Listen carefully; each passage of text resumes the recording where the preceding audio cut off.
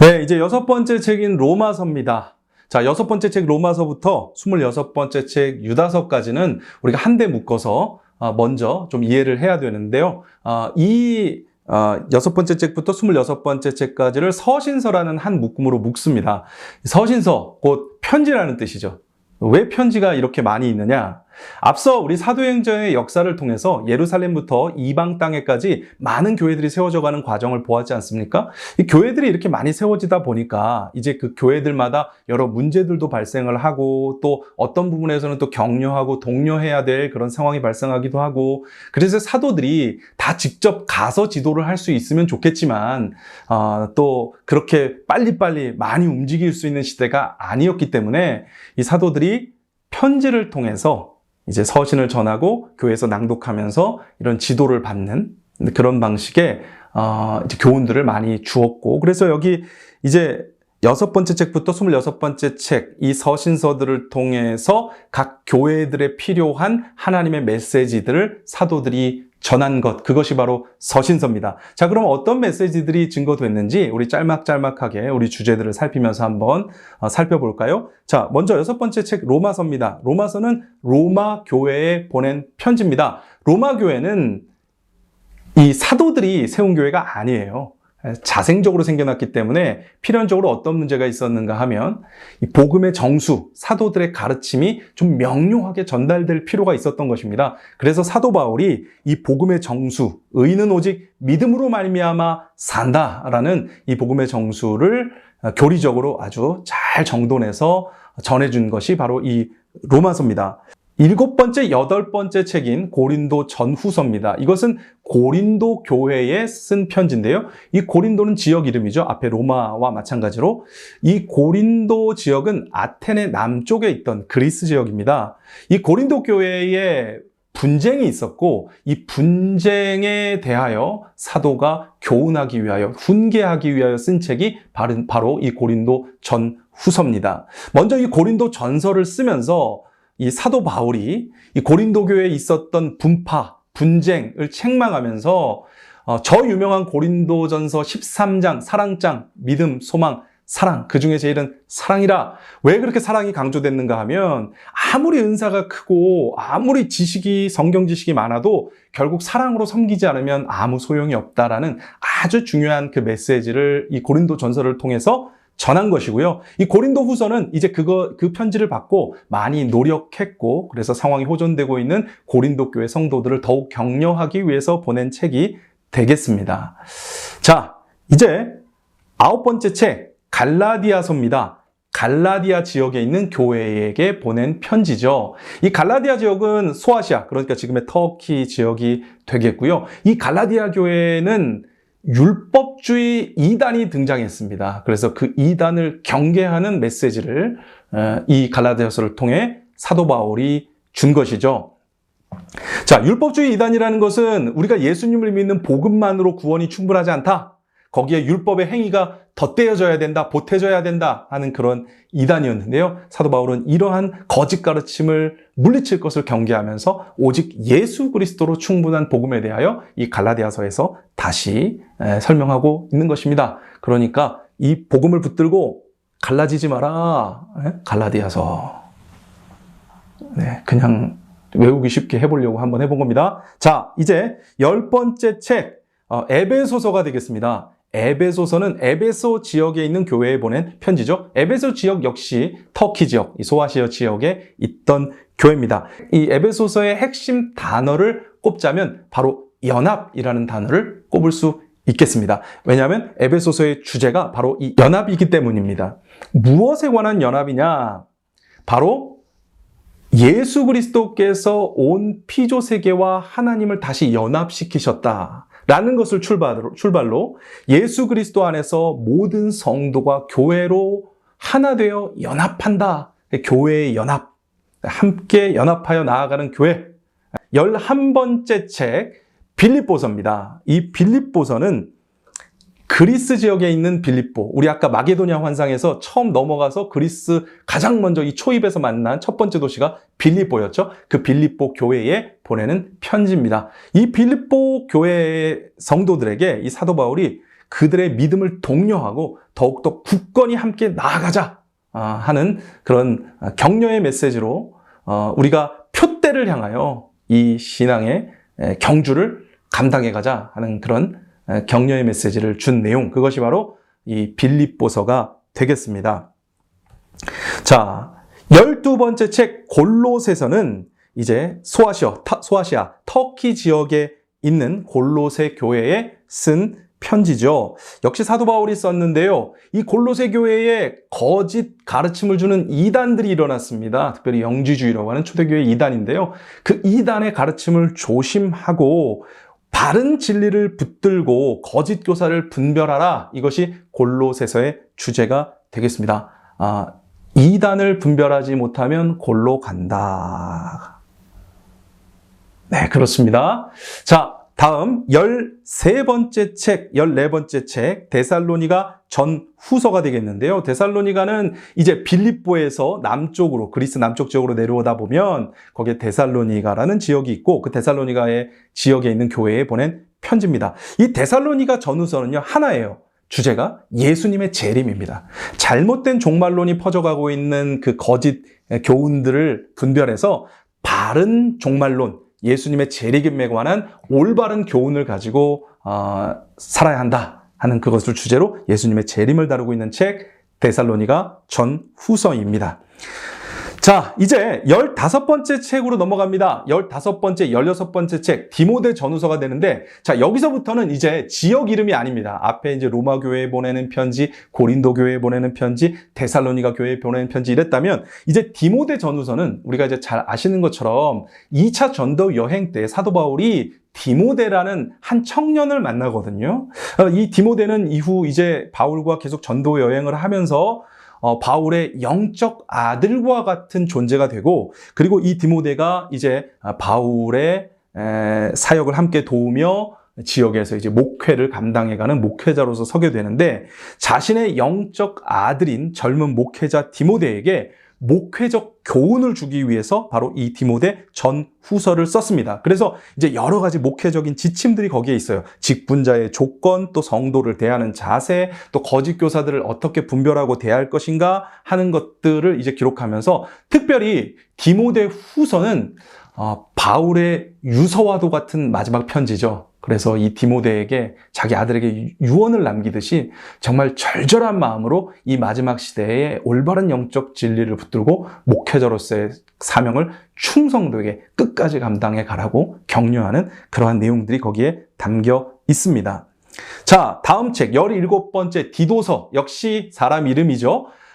디도라는 인물에게 보낸 것입니다. 이 디도라는 인물 역시 바울의 동역자이며 젊은 목회자였고요. 이 젊은 목회자 디도에게 경건한 삶과 또 바른 목회에 관한 교훈을 이 디도서에 또 남겨주고 있습니다. 18번째 책 빌레몬서입니다. 이 빌레몬서 역시 빌레몬이란 인물에게 사도 바울이 보낸 편지입니다. 이 빌레몬은 어떤 사람인가 하면, 이 빌레몬의 종인 오네시모라는 종이 도망을 쳤어요. 그래서 당시에 도망간 노예는 이제 다시 잡으면 죽일 수도 있는 것이 이 주인의 권리였거든요. 그런데 이 오네시모가 사도 바울을 만났습니다. 도망간 곳에서. 그리고 전도를 받고 예수를 믿게 됐는데, 알고 보니 그 주인이 이미 먼저 예수를 믿은 빌레몬이었던 거예요. 그래서 사도 바울이 이 빌레몬에게 편지를 써준 겁니다. 내가 오네시모를 돌려보낸다. 그러니 네가 이제 이 오네시모를 종이 아니라 형제로 대해다오. 노예와 주인이 그리스도 안에서 형제된다라는 정말 2000년 전 그 로마 시대의 파격적인 그런 복음의 메시지를 담고 있는 편지, 이것이 바로 빌레몬서가 되겠습니다. 19번째 책인 히브리서를 살필 차례인데요. 자, 히브리서부터는 조금 서신서의 성격이 살짝 달라집니다. 앞에는 이제 이 서신서를 받는, 그러니까 수신자가 기록되어 있었죠. 교회이기도 했고 개인이기도 했습니다.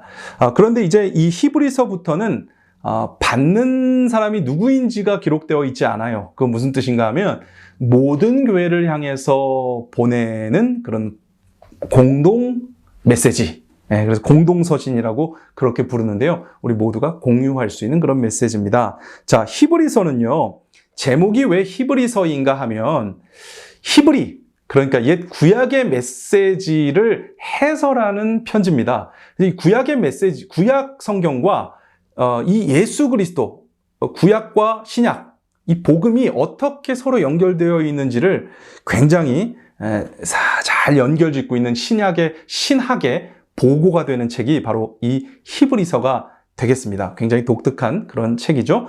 자, 그리고 20번째 책, 야고보서가 됩니다. 여기서부터 이제는 이 책 제목이 보낸 사람의 이름으로 되어 있습니다. 앞에 이제 히브리서 전에는 받는 사람 이름이 거기 들어가 있었지만 이 야고보서부터는 보내는 사람의 이름입니다. 자, 야고보서의 저자는 예수님의 동생 야고보입니다. 그 야고보가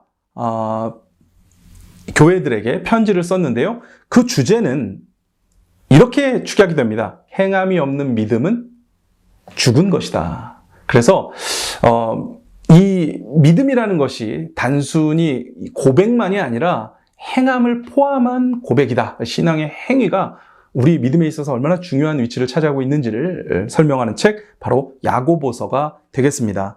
자, 21번째, 22번째 책, 베드로 전후서인데요. 여러분, 베드로 하면 어떤 생각이 먼저 떠오르나요? 뭐 다양한 생각이 있을 수 있겠지만, 베드로는 십자가에 거꾸로 박혀서 죽었다. 뭐 그런 얘기를 들어보셨나요? 성경에 나오진 않는데 옛 구전에 그런 이야기들이 전해집니다. 그래서 베드로가 어떤 핍박, 그리고 요한복음 마지막 장에도 보면 베드로의 순교와 핍박에 관한 예수님의 예언이 있는데, 자, 그 지점에서 생각해 보시면 됩니다. 이 베드로 전후서는 고난과 핍박, 박해 속에 있는 교회가 더욱 경건하고 굳건한 삶과 신앙을 지켜갈 것을 독려하고 있고요. 특별히 후서에 이르면 베드로가 순교를 앞둔 상황에서 간절하게 호소하면서 이 핍박을 견뎌나갈 것을 교회가 용기를 가지고 내부로는 이단, 밖으로는 박해의 이 상황을 주님을 신뢰함으로 이겨나갈 것을 격려하면서 마지막에는 주의 날이 반드시 온다라는 그 약속을 일깨움으로 그 서신서를 마무리하죠. 그래서 이 베드로 전후서는 바로 핍박과 박해를 이겨낼 것을 격려하는 그런 편지가 되겠습니다. 자, 요한 1, 2, 3서 23번째, 24번째, 25번째 책입니다. 요한 1, 2, 3서는 요한이 쓴 편지가 되겠는데 예수님의 제자인 바로 요한복음의 저자인 바로 그 요한입니다. 자, 이 요한은 거룩하고 진리 위에 굳건한 삶에 대해 얘기를 하면서 특별히 사랑에 대해서 강조를 하면서, 그래서 이 요한복음 요한 1서 4장 8절에 하나님은 사랑이시라, 이것을 우리가 이제 가장 대표적으로 알고 있는 그 내용이죠. 그래서 이 사랑에 입각한 성도의 거룩한 삶에 관한 것들을 이 짧은 편지들을 통해서 권고하고 교훈하고 있습니다. 그것이 요한 1서, 2서, 3서의 주제가 되겠습니다. 자, 이제 26번째 유다서 한 장으로 된 짧은 책인데요. 거짓 교사와 이단에 대한 짤막한 경고가 있습니다. 이 유다는, 가룟 유다는 당연히 아니겠죠. 예수님의 동생 유다로 말해지는 인물이 바로 그 거짓 교사들에 대한 경고를 메시지로 담고 있는 책, 바로 유다서였습니다. 네, 이제 드디어 27번째 신약의 마지막 책인 요한계시록에 이르게 되었습니다. 요한계시록은 이제 신약의 유일한 바로 예언서가 되겠습니다. 우리 구약에서 선지서들의 위치를 차지하고 있는 것이 바로 이 요한계시록의 신약의 위치가 되죠. 앞으로 있을 일에 대한 그 예고가 이 요한계시록에 담겨져 있고요. 요한계시록은 바로 사도 요한이 반모섬에 유배되었을 때 그의 마지막을 바라보는 그 시점에서 하나님께 받은 환상을 기록한 책입니다. 자, 요한계시록의 내용. 요한계시록은 굉장히 어려운 책으로 우리가 선입견을 좀 갖고 있어요. 많은 환상들이 거기에 기록되어 있고 그런 상징으로 점철된 그런 내용들 속에 참 우리가 어렵다는 생각을 하게 되는데, 사실 성경을 이제 지금 65권까지 따라온 우리로서는 이 책을 그렇게 어렵게 생각할 필요가 없습니다. 왜냐하면 결론이잖아요. 마지막 결론에 새로운 얘기 나오는 소설 혹은 책 역사를 보았습니까? 마지막 결론부에는 앞에 나온 내용들이 나오게 돼 있습니다. 그래서 이 요한계시록은 그렇게 어렵지 않고 이 교회의 역사를 마무리하고 있다는 측면에서 바라보면 아주 쉽게 우리가 이해할 수 있는데요. 자, 그 관점에서 한번 제가 설명을 드리겠습니다. 자, 이 요한계시록의 시작은 이제 7교회의 환상으로 시작을 합니다. 7교회를 통해서 이 땅에 있을 교회 혹은 지금 존재하고 있는, 당시에 존재했거나 지금 존재했거나 이 땅에 있는 교회들이 어떠한 모습으로 설 수 있는가라는 다양한 교회의 국면들을 먼저 보여주고요. 그리고 이제 하늘로 시선을 옮기면서 하나님께서 이러한 교회를 이제 어떠한 역사로 이끌어 가실 것인가 하는 것을 이제 설명하기 시작합니다. 자, 요한계시록의 위치와도 잘 연결이 되죠. 이제 앞에 우리 사도행전을 통해 초대교회 역사를 살펴보았고 그런 교회 역사 속에서 여러 문제들을 서신서를 통해서 해결했는데, 그러면 이제 자연스럽게 앞으로 교회가 어떻게 될 것인가 우리가 궁금하지 않겠습니까? 그것에 대한 답변입니다. 자, 이제 앞으로 어떻게 됩니까? 7교회에서 하늘로 시선을 옮겨서 하늘에서 어떤 일이 벌어지느냐, 이것이 이제 요한계시록의 3가지 기둥 또 본론 부분이 되겠는데요. 하늘에서 이제 3가지 방식의 재앙이 세상을 향해 임합니다. 첫 번째는 7인의 재앙. 인을 떼면서 재앙이 일어나는 7번의 재앙이고요. 두 번째는 7나팔의 재앙. 나팔이 울릴 때마다 재앙이 7번 일어나고요. 그리고 세 번째는 이제 7대접의 재앙. 하늘의 대접이 부어지면서 7번의 재앙이 일어나게 됩니다. 이 3가지 재앙이 있는 동안 세상은 굉장히 큰 고통 속에 빠져요. 동시에 이 악한 세상이 하나님의 교회를 강력하게 핍박하기 시작합니다. 그곳에서 많은 순교자들이 일어나게 될 것이고요. 그러나 요한계시록은 그러한 핍박 속에서도 흰옷을 입은 하늘의 온전한 성도들을 비춰주면서 그 핍박이 멸망이 아니라 하나님의 구원으로 끝남을 계속해서 반복적으로 보여주다가 결국 마지막 7대접의 재앙이 끝나면서 이제 그것이 세상의 종말로 연결이 됩니다. 그래서 이 바벨론과 같은 온 세상이 다 멸망을 하면서 하나님의 새하늘과 새 땅이 임하여 이루어지는 광경, 그리고 그 새하늘과 새 땅 속에 거룩한 성 예루살렘으로 빗대어지는 하나님의 교회, 하나님의 성도들의 아름다움이 묘사가 되고 회복된 세상의 아름다움이 요한의 눈에 비춰지게 됩니다. 결국 이 요한계시록의 메시지는 분명해요. 7교회가 있습니다. 이 7교회는요, 멀쩡한 교회도 있고 또 굉장히 문제가 많은 교회도 있고 또 문제가 있기도 하지만 또 칭찬받을 만한 일이 있는 교회도 있는데, 이런 다양한 교회 군상들이 있고 교회는 내외적으로 여러 가지 어려움들을 겪게 될 것입니다. 그러면서 이 마지막 시대에 임할 하나님의 재앙과 또 마지막 시대의 핍박도 직면하게 될 것입니다. 그러나 종국에는 결국 새하늘과 새 땅으로 승리하게 될 것이다 라는 그 약속이 요한계시록의 핵심 메시지입니다. 그래서 이 요한계시록은 이 땅에 존재하는 교회가 비록 불완전하지만, 그리고 핍박당하고 박해당하지만 결국 승리한다. 이 메시지의 중심을 놓치지 않고 요한계시록을 들여다보면 우리가 비껴나가지 않고 막 너무 어렵게 뭔가를 풀어서 꼬아서 스스로 잘못 풀어내는 어리석음을 범하지 않고 이 요한계시록을 살필 수가 있게 되고요. 이 마지막 새하늘과 새 땅의 승리의 환상을 본 요한은 가슴이 벅차오른 나머지 아멘 주 예수여 오시옵소서 하고 하나님을 향한 그 영광의 찬양과 고백을 드리고 이제 이 요한계시록은 끝이 나게 됩니다. 그리고 이 요한의 고백이 바로 우리 입술의 고백이 되기를 바란 것이죠. 자, 여러분 이제 신약 성경을 마무리하면서 우리 약속이라는 관점에서 한번 들여다봅니다. 이 구약의 약속이 성취되어 신약에 예수 그리스도께서 오시고 그의 영광을 이루시고 우리에게 이제 구원의 완성인 새 언약을 주셨습니다. 이 새 언약의 내용 안에는요, 예수님이 다시 재림하셔서 오셔서 온 세상을 심판하시고 그의 백성들을 건지시겠다는 새하늘과 새 땅의 약속이 있는데요. 이 약속은 얼마나 놀라운지 여러분 한번 보십시오. 예수님께서는요, 그 제자들에게 뭐라고 말씀하셨는가 하면 너희가 땅끝까지 내 증인이 되리라. 모든 민족으로 제자를 삼으리라. 이렇게 말씀하셨거든요. 여러분, 예수님은 이 땅에서 사시는 동안 팔레스타인 지역을 넘어가 본 적이 없는 그 팔레스타인 지역의 촌사람이었습니다. 그런데 그 예수님께서 온 열방 가운데 복음이 증거될 것을 약속하셨고, 제자들 역시 다 그 팔레스타인 지역을 넘어가지 못했던 어부, 세리 이런 인물들이었는데 그들이 온 열방을 향한 복음의 메시지를 약속으로 선포했고요. 여러분, 이 약속이 2000년 동안이나 지금까지 지켜주고 있다는 사실을 보고 계신 것입니다.